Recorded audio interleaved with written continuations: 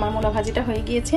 দেখতে দেখেন কতটা কিউট, আর খেতে এত মজা হয়েছে যা মানে বলা অপেক্ষা রাখে না। আসসালামু আলাইকুম ভিউয়ার্স, খুব মজাদার সুস্বাদু একটা মূলা নিয়ে আসছি। এই মূলা কার কার পছন্দ, যার পছন্দ হোক আর না হোক, আমার অনেক পছন্দ। আমি মূলাটা কাছে খুব মজা করে রান্না করে নেব, আর সেটা হচ্ছে আমি মূলাটা ভাজবো। আর এই মূলাটা কত দারুণ করে ভাজা যায় সেটাই আমি দেখিয়ে দিচ্ছি। আর খেতে কিন্তু সেই মজার। আর এই মূলাটা ভাত দিয়ে, পরাটা, রুটি, যে কোনো জিনিস দিয়ে কিন্তু খুব সুস্বাদু করে খাওয়া যাবে। এখন আমি মূলাগুলোকে সুন্দর করে কেটে পরিষ্কার করে নিচ্ছি। মূলার ডাটাগুলোকে মানে পাতাগুলোকে ছাড়িয়ে নিচ্ছি। আমি এখানে একটা মূলা নিয়ে খুব সুন্দর করে মূলাটাকে ছিলে নিচ্ছি। এভাবে করে আমি ছিলে নিচ্ছি।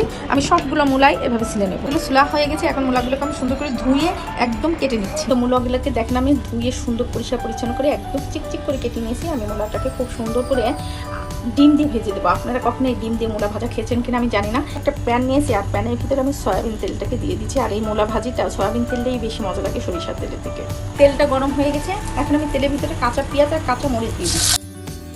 আমি মূলাটাকে দিয়ে দিলাম। এখন এর ভিতরে হলুদ দিয়ে দিলাম অল্প পরিমাণে, স্বাদ মতো লবণটাকে দিয়ে দিলাম। হলুদ আর লবণ দিয়ে খুব সুন্দর করে আমি মূলাটাকে ভেজে নেব।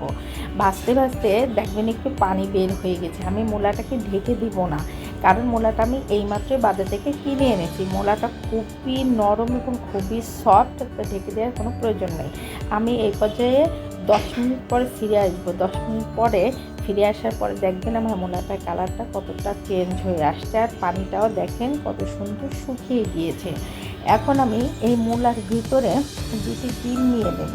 ডিমটা দিয়ে মূলাটা ভাজলে খুবই মজার এবং সুস্বাদু হয়। এবং মূলার মাঝখানে আমি একটু ফাঁকা করে দিব। আর 2টি ডিম নিয়ে নিচ্ছি। একটা বাটিতে ডিম দুটোকে ভেঙে নিয়েছি দেখেন, আর ভিতরে একটু লবণ দিয়ে নিয়েছি। এখন মূলাটাকে ফাঁকা করে ওর ভিতরে ডিমটাকে ঢেলে দিলাম। 1 মিনিট পরে আমি ডিমটাকে নাড়াচাড়া করে নিলাম। দেখেন ডিমটা কিন্তু অলরেডি সিদ্ধ হয়ে গিয়েছে। এখন ডিম আর মূলা খুব সুন্দর করে ভেজে নেব।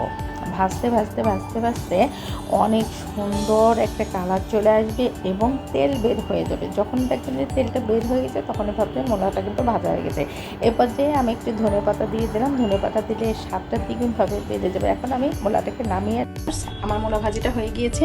দেখতে দেখেন কতটা কিউট, আর খেতে এত মজা হয়েছে যা মানে বলা অপেক্ষা রাখে না। তো বাসায় জাস্ট একবার এইভাবে ট্রাই করবেন। আমার চ্যানেলে যদি নতুন হয়ে থাকেন আমার চ্যানেলটা সাবস্ক্রাইব করে পাশে থাকবেন। ফেসবুক থেকে দেখে একটা লাইক এবং ফলো দিয়ে রাখবেন। আর বেশি বেশি করে আমার রেসিপিটা শেয়ার করবেন আপনাদের যদি কোনো কাজে লেগে থাকে।